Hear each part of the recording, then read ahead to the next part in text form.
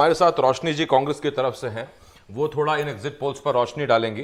रोशनी जी, आपके लिहाज से तो अभी कार्यकर्ता यही पूछ रहे होंगे कि क्या से क्या हो गया देखते देखते, तो आपको लगता है कि अभी कुछ और भी देखना बाकी है या इसको आप मान रहे हैं अभी?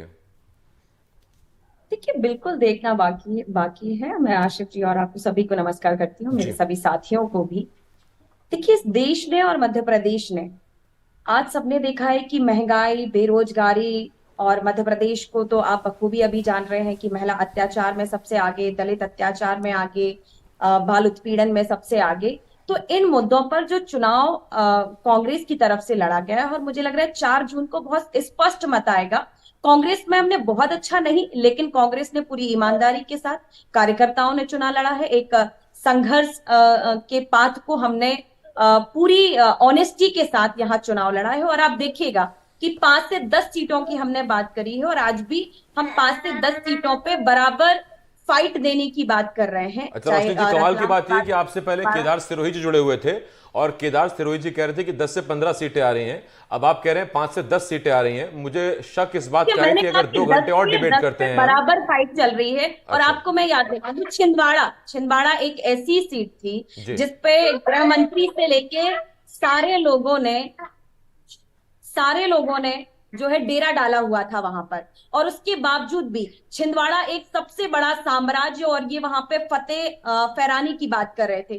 तो आज आप देखिएगा, छिंदवाड़ा हम बिल्कुल जीत करके आएंगे। जो इन्होंने चुनौती और बिल्कुल नाक की बात बनाई हुई थी प्रधानमंत्री जी ने, अमित शाह जी ने, तो आपने देखा है कि जहां इनकी जीत होते नजर नहीं आ रही है, वहां मोदी जी का चेहरा नहीं आता है सामने। मोदी जी चुनाव लड़ने, मोदी जी स्टार प्रचारक के रूप में नहीं जाते। और मेरा सीधा सवाल, ये जो बार बार 400 पार की बात कर रहे हैं, आप पूरे साउथ इंडिया को देख लीजिए। नॉर्थ ईस्ट में मैं मानती हूँ कि उत्तर प्रदेश की बात कर लें, आप मध्य प्रदेश की बात कर लें, राजस्थान की बात कर लें, यहाँ बीजेपी पहले से भी बहुत मजबूत रही है। मध्य प्रदेश में तो 20 साल से ये राज कर रहे हैं। लेकिन आज जहां हम पश्चिम बंगाल की, मुंबई में आप देख लें कि शिवसेना के साथ इन्होंने गठबंधन में 23 सीटें जीती थी, और आज वहां पे बहुत अच्छा कर रहे हैं। बिहार में हम अच्छा कर रहे हैं। उत्तर प्रदेश में भी मुझे लग रहा है 23 से 30 सीटों पर हम जा रहे हैं। मध्य प्रदेश में भी 10 से 15, 10 पे तो बराबर बराबर नेक टू नेक फाइट में है, और ठीक है, हम अब जीत थोड़ा रहे सा हैं आराम बढ़ा से। है। मैं तनुज जी के पास जाऊंगा, लेकिन उससे पहले रोशनी जी, ये ठीक नहीं है। अभी पीछे शायद गुड्डू पिंकी कुछ कहना चाह रहे थे, आपने चुप करा दिया। नेताओं को, जनता को चुप नहीं कराना चाहिए। अगर वो आना चाहते हैं तो दिखा दीजिए, हम भी देख लेंगे, हेलो बोल देंगे, कोई दिक्कत नहीं नहीं, है। मेरा बेटा था हाँ उसके कोई पास। बात नहीं, मैंने इसीलिए कहा, कोई दिक्कत नहीं, नेताओं को चुप नहीं कराना चाहिए, जनता तो हमेशा से मुखर रहे तो बेहतर है। मैं तनुज जी आपके पास आ रहा हूं, और तनुज जी मेरा आपसे एक सवाल।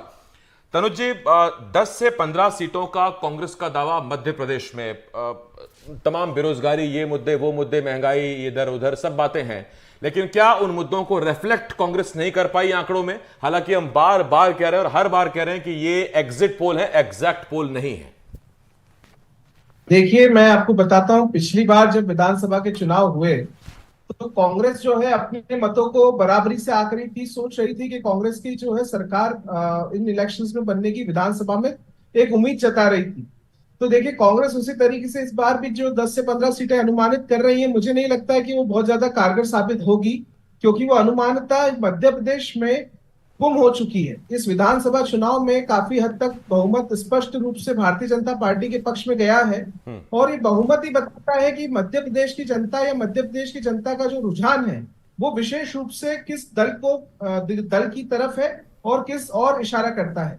निश्चित रूप से जहां कहीं पे भी विधानसभा के चुनाव में पार्टियों ने जो परफॉर्मेंस दिए हैं, उनका बहुत ज्यादा रिफ्लेक्ट हमने देखा है कि इस लोकसभा चुनाव के अंदर पड़ना है, क्योंकि अभी बहुत कम अंतराल में 6 राज्यों के अंदर चुनाव हुए हैं। उसमें मध्य प्रदेश, राजस्थान और छत्तीसगढ़, तीनों राज्य के अलावा हमने देखा कि जो कर्नाटका और जी तेलंगाना में भी चुनाव दीक्षित साथ जी, साथ। हाँ दीक्षित जी। जी, आपको थोड़ी देर के लिए रोकना चाहेंगे। एग्जिट पोल आने के बाद मुख्यमंत्री मोहन यादव की तरफ से कुछ रिएक्शन सामने आए हैं, जरा एक बार सुनते हैं। मध्य प्रदेश और पूरे देश को बधाई देना चाहता हूं, खासकर आभार भी मानता हूं यशस्वी प्रधानमंत्री के नेतृत्व में। जैसा कि हमारा अभियान चला था, फिर एक बार मोदी सरकार, और जो अभी तक के रुझान आ रहे हैं, वो रुझान अपने आप में अत्यंत आनंददायी भी हैं और वैसे तो पूर्व प्रतीक्षित है। यद्यपि हम सब जानते हैं कि एक बार रिजल्ट आने के बाद इसका जो आनंद आता है वो अलग बात रहती है। 4 तारीख को रिजल्ट भी आएगा, रुझान आए हैं, और रुझान में जो बता रहे हैं कि मध्य प्रदेश 29 की 29 सीट इसके साथ साथ हमारी अपनी देश भर में 365-70 के ऊपर तक एनडीए की जो सीटें जा रही है, ये यशस्वी प्रधानमंत्री के नेतृत्व में जो कहा था वो करके दिखा रहे हैं। मैं अपनी ओर से एक बार फिर देशवासियों का, प्रदेशवासियों का आभार भी मानता और उम्मीद करता हूं कि आपका प्रेम बना रहेगा। यशस्वी प्रधानमंत्री के नेतृत्व में फिर देश आगे बढ़ेगा। मेरी अपनी ओर से बधाई। तो मुख्यमंत्री मोहन यादव को सुन रहे थे आप, उन्होंने बधाई और आभार जताया है। इससे पहले डॉक्टर रमन सिंह की तरफ से प्रतिक्रिया सामने आई थी। रोशनी यादव जी, एक बड़ा सवाल ये है कि ये फाइनल आंकड़े नहीं है, ये वो नतीजे नहीं है जिसका सभी को इंतजार है, ये एग्जिट पोल है। जहां तक मुझे लगता है बीजेपी आखिरी वक्त तक चुनाव हो या एग्जिट पोल हो, आखिर वक्त तक लड़ती है। आपने अभी से ही एक्सेप्ट कर लिया है, अभी से ही बीजेपी का कॉन्फिडेंस देखिए, चाहे एग्जिट पोल जो भी हो या वोटिंग के पहले का कॉन्फिडेंस देखिए, लेकिन वो कॉन्फिडेंस कांग्रेस का कम नजर आता है। क्या वजह मानते हैं आप? कॉन्फिडेंस अच्छा होता है पर अति कॉन्फिडेंस अच्छा नहीं होता। एक बच्चा जब एग्जाम में बैठता है और अब परीक्षा को देता है तो वो पहले से उसको परीक्षा, देखिए एनडीटीवी पे हर कोई आना चाहता है। रोशनी जी आप दिखा दीजिए, आप उसको अनुमानित होता बुला है, लीजिए, पर छोटू को exact बुला नहीं लीजिए, एक बार होता बुला है। लीजिए। रोशनी जी कोई बात नहीं, एनडीटीवी पर हर कोई आना चाहता है, छोटू का भी हक है, उसे बुला लीजिए एक बार, हेलो बोल देंगे। बुलाइए आप एक बार जरा। हाँ इधर आइए। तो एक्चुअली सबकी राय वो होनी चाहिए। वो एग्जिट पोल है, पर आज ये देश की जनता को भी समझना होगा कि जिस तरीके से भारतीय जनता पार्टी जो नैरेटिव सेट करती है, व्हाट्सएप यूनिवर्सिटी पे जो ज्ञान बांटती, मैं आपसे एक सवाल पूछती हूँ, आज सरकारी संस्थानों पर अगर सवाल ना उठाए कांग्रेस पार्टी तो क्यों ना उठाए? चंडीगढ़ का क्या दृश्य इस पूरे देश ने नहीं देखा? किस तरीके से बैलेट वोटों को इनवैलिड किया जाता है और ये जो है उसको गलत अंजाम दिया जाता है। और ये सुप्रीम कोर्ट ने ये कांग्रेस ने आरोप नहीं लगाया था कि लोकतंत्र की हत्या। मुझे लगता है रोशनी जी कोई बहुत जरूरी बात है, तो आप एक बार बात कर लीजिए और उसके बाद फिर मैं आपके पास आता हूं। वानी जी मैं आपके पास आ रहा हूं। वानी जी मेरा आपसे एक सवाल है, अभी हमने मुख्यमंत्री को सुना, मुख्यमंत्री आभार जता रहे हैं और वो इसे कह रहे हैं कि अभी आधी जीत और मजा आएगा 4 जून को। ये एक मुख्यमंत्री के लिहाज से उनके लिहाज से बहुत इंपॉर्टेंट इसलिए है क्योंकि अभी मुख्यमंत्री बने हैं, नए मुख्यमंत्री बने हैं, एक अहम जिम्मेदारी थी और प्रदेश में लॉ एंड ऑर्डर हो, विकास के काम हो, इसके साथ साथ ज्यादा से ज्यादा लोकसभा सीटें जीत के केंद्र को दे सके, ये भी एक जिम्मेदारी रहती है। और कम से कम एग्जिट पोल में तो वो पूरे खरे उतरते दिख रहे हैं इन एग्जिट पोल्स में। देखिए, मुख्यमंत्री के तौर पे मैं बोलूं या एक भाजपा के कार्यकर्ता के तौर पे, उन्होंने अपने जो कर्तव्य हैं वो पूरे कर रहे हैं। मोदी जी की जीरो टॉलरेंस पॉलिसी और विकास की पॉलिसी और देश हित की पॉलिसी वो प्रत्येक भाजपा शासित प्रदेश में भी लागू हो। आपने देखा है कि यशस्वी प्रदेश मुख्यमंत्री निरंतर प्रवासों पे रहे हैं और रैलीज अटेंड की हैं, रोड शोज किए हैं, जाके संपर्क में इतने जमीनी तौर पर जुड़े हैं वो। तो ये दर्शाता है कि भाजपा में प्लानिंग किस स्तर तक हमने जाके संपर्क किया है, किस तरीके से हमने विषयों को रखा है जनता के सामने, और हम चाहते हैं कि जनता समझदारी से आगे बढ़े। इसमें हम जनता का मखौल नहीं बनाते हैं ये बोल के कि जनता समझती नहीं है। हमारे अनुसार सबसे मुख्य किरदार इस पूरे प्रक्रिया में जनता का जो होता है, और जनता अपना जवाब बहुत अच्छे से देती है, समय पे देती है और विश्वास के साथ देती है, क्योंकि जनता की गौरव की बात है, जनता के हृदय से जुड़ने की बात है, इस देश और इस धरती को सम्मान देने की बात है, और हमको हमारे राष्ट्र को आगे बढ़ा के लेके जाने की बात है। ठीक है। तनुज दीक्षित जी, एक बड़ा सवाल ये कि लगातार ये कहा जा रहा है कि कांग्रेस या इंडिया अलायंस में चेहरे फाइनल नहीं किए गए। क्या लगता है कि ये एक बड़ा रीजन रहा, या फिर मध्य प्रदेश छत्तीसगढ़ के लिहाज से हम देखें तो ये एक मैसेज कि गठबंधन किया गया है, कुछ खामियां हैं, कुछ कमजोरी है, उस वजह से इतना बड़ा अलायंस खड़ा किया गया है और उसने बीजेपी की छवि को और मजबूत दिखा दिया पब्लिक के बीच में? क्या किस तरीके से देखते हैं आप? सबसे पहले तो जो इंडिया वर्ड है वो गलत है। इंडिया अलायंस की हम अगर बात करते हैं तो इंडिया अलायंस में शुरुआती समय में 28 पार्टियों ने प्रतिभागी बने थे। 28 अलग अलग पार्टियां एक साथ एकजुट होकर के महागठबंधन का हिस्सा बनी थी। लेकिन अभी हम आखिरी आखिरी में देख रहे हैं, अभी भी लास्ट एक मीटिंग हुई जिसमें मात्र तकरीबन 14 से 15 पार्टियों के ही प्रतिनिधि मौजूद रहे हैं। तो हम ये देख रहे हैं कि इंडी अलायंस का जो गठबंधन है वो शुरू से या तो इतना मजबूत नहीं है या उस गठबंधन के अंदर कहीं कुछ खामी है। क्योंकि ये गठबंधन में जिस तरीके से 28 की 14 या 15 पार्टियां रह गई हैं, मतलब जो जिस तरीके से एकजुट एक मत नहीं बना पा रहे हैं, तो निश्चित रूप से इनके जो नेता जो है वो भी निर्धारित नहीं हो पाए। और ये भी एक बहुत मेजर रीजन रहता है, जनता तक जो संदेश जाता है वो यही जाता है कि जब आपके कोई लीडर ही डिसाइड नहीं है, अगर कल को हम आपको वोट भी देते हैं तो आपकी कौन से गठबंधन को कौन लीड करेगा और कौन प्रधानमंत्री बनेगा ये भी तक तय नहीं है। तो ऐसी हमेशा जो नहीं, ये तो खैर हम और आप भी नहीं बता सकते, लेकिन आप कम से कम तनुज सर ये बता सकते हैं। मैं जानना चाहूंगा, कांग्रेसी भी इस पर जरूर आपसे जानना चाहेंगे कि आप आखिर इंडिया गठबंधन को इंडिया गठबंधन क्यों नहीं कह रहे, आप क्यों कह रहे हैं कि उसे इंडिया अलायंस कहना चाहिए? इंडिया अलायंस ही उसका एक्चुअल वर्ड ही हुई है सर, इंडिया अलायंस ही उसका नाम है। और बट यही है कि सबसे बड़ी चीज इस गठबंधन को जो महागठबंधन का नाम दिया था उसके अंदर जो शुरुआती दौर में 28 पार्टियां थी, आज वो पूर्ण रूप से क्या मौजूद है सारी बैठकों के अंदर, यही मैं कांग्रेस जो ठीक, मैं इस पर जरा एक एक्सपर्ट कमेंट ले लेता हूं। कई सालों से पत्रकारिता कर रहे मेरे वरिष्ठ सहयोगी संजीव चौधरी जी हमारे साथ जुड़े हुए हैं और उनकी मुस्कुराहट बता रही कि वो समझ गए कि मैं उनके पास आ रहा हूं। संजीव जी, मेरा आपसे सीधा सवाल, इतने साल हो गए सर आपको देखते देखते, देखिए एक बहुत छोटा सा एक चीज है लेकिन है बहुत बड़ी। धीरे धीरे जनता दल, फिर वो बीजेपी, फिर उसकी किसी भी गठबंधन में भूमिका बढ़ती चली गई, वो ज्यादा सीटों पर लड़ती चली गई और 125 साल पुरानी कांग्रेस गठबंधन में कम सीटों पर सिमट गई और वो कम सीटें और होती गई। ये एक बहुत बड़ा अंतर मैं इन दोनों में देखता हूं। वक्त के साथ ऐसा क्या गुजरा कि बीजेपी जो 2 सीटों तक सीमित थी किसी जमाने में, आडवाणी और अटल तक, वो अब बढ़ते बढ़ते 300-250 सीटों से ऊपर चुनाव लड़ती है। और कांग्रेस, अब आप देखिए कि क्या स्थिति है कि इंडिया में उसको सीटें बांटनी पड़ रही हैं और वो भी कई शर्तों और बाकी चीजों के साथ। बिल्कुल होता यह है कि जो अनिर्णय की स्थिति है वो बहुत मुश्किलें खड़ी करती है और लगातार कांग्रेस में अनिर्णय की स्थिति सामने आती है। और भारतीय जनता पार्टी में निर्णय लेने वाले 2 महत्वपूर्ण व्यक्ति हैं, चाहे वो राज्य सरकारें बनाना हो, चुनाव लड़ना हो, या जो रणनीतिगत निर्णय लिए जाने हो, वो अमित शाह और नरेंद्र मोदी के द्वारा लिए जाते हैं।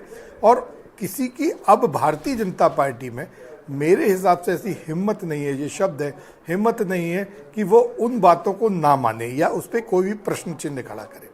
और इसके बिल्कुल विपरीत जो मुझे कई सारे वरिष्ठ नेताओं से बात करके पता चला है, ऐसा भी हुआ है कि जब गोवा में सरकार बनाई जानी थी तब पूछा गया कि भाई क्या किया जाए, तब एक तरफ अमित शाह की तरफ से ये खबर आई कि हमें शपथ कब लेना है, मतलब आप स्वतंत्र हैं, आपको क्या करना है, कैसे करना है, और दूसरी तरफ कहा कि देखते हैं, बात करते हैं, और मामला निकल गया। तो जो अनिर्णय की स्थिति है ये उसने 125 साल पुरानी पार्टी को बहुत डैमेज किया है।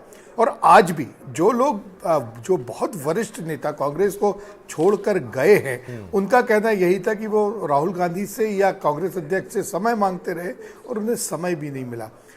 अगर इस तरह से स्थिति चलेगी तो पार्टी को निसंदेह नुकसान होगा, लेकिन अभी भी मानना पड़ेगा। तो जिन 2 बड़े नेताओं के आपने नाम लिए बीजेपी में, क्या उनका समय आसानी से कार्यकर्ताओं को या छोटे नेताओं को मिल जाता है, या दरअसल क्योंकि जीत की लगातार डगर पे सवार है बीजेपी, इसलिए चाहे वक्त मिले ना मिले हम तो बीजेपी में रहना चाहते हैं, ये उनका रिएक्शन होता है?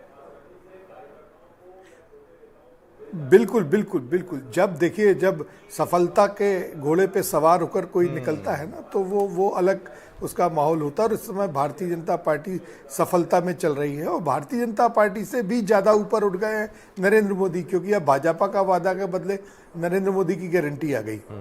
तो और कोई भी, चाहे देखिए एक छोटी सी उदाहरण मध्य प्रदेश का है।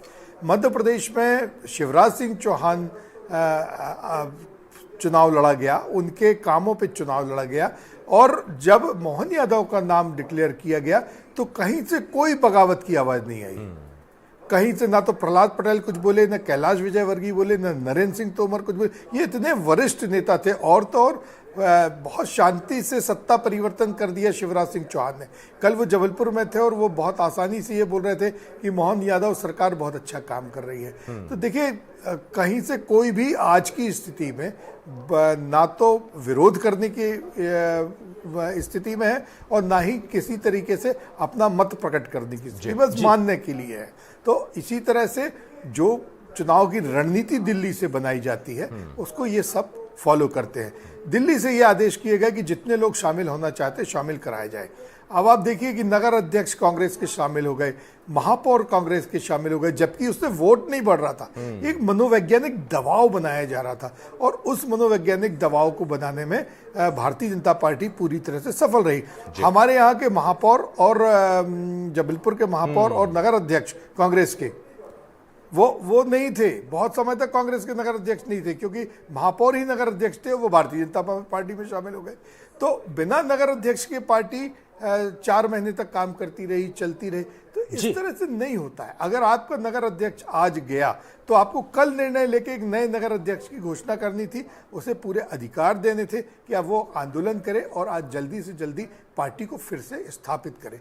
तो इस तरह से जो छोटी छोटी सी गलतियां हैं वो बहुत मुश्किल दे रही हैं। फिर देखिए, बहुत सालों से चूंकि पार्टी सत्ता में नहीं है तो अब जो कार्यकर्ता, पुराना कार्यकर्ता है, यूथ कार्यकर्ता, वो तो कमिटेड है, लगा हुआ है, लेकिन कहीं ना कहीं निराशा का भाव कार्यकर्ता में भी आया बिल्कुल है। बिल्कुल आपने बिल्कुल सही कहा कि हर वो जहां पर गुंजाइश नजर आती है बीजेपी वहां पर एक्शन लेती है, बदलाव की बात हो या एक्सपेरिमेंट की बात हो। लेकिन क्यों कहा जाता है रोशनी जी की कांग्रेस मतलब गांधी परिवार? क्यों कोई बदलाव नहीं होते? क्यों ज्योतिरादित्य सिंधिया नाराज हैं, बात करने की कोशिश कर रहे हैं पर ये चीजें नहीं हो पाती और आखिरकार वो बीजेपी में चले जाते हैं? क्यों ऐसे सवाल खड़े होते हैं? क्यों ऐसे आरोप लगते हैं? काम है आरोप लगाना। मध्य प्रदेश में भी आदरणीय राहुल गांधी जी ने, कांग्रेस जी ने बहुत बड़ा बदलाव किया। जीतू पटवारी जी को लेकर अध्यक्ष के रूप में उनको पूरे मध्य प्रदेश की कमान संभाली, एक युवा चेहरे को नेतृत्व के रूप में मौका दिया।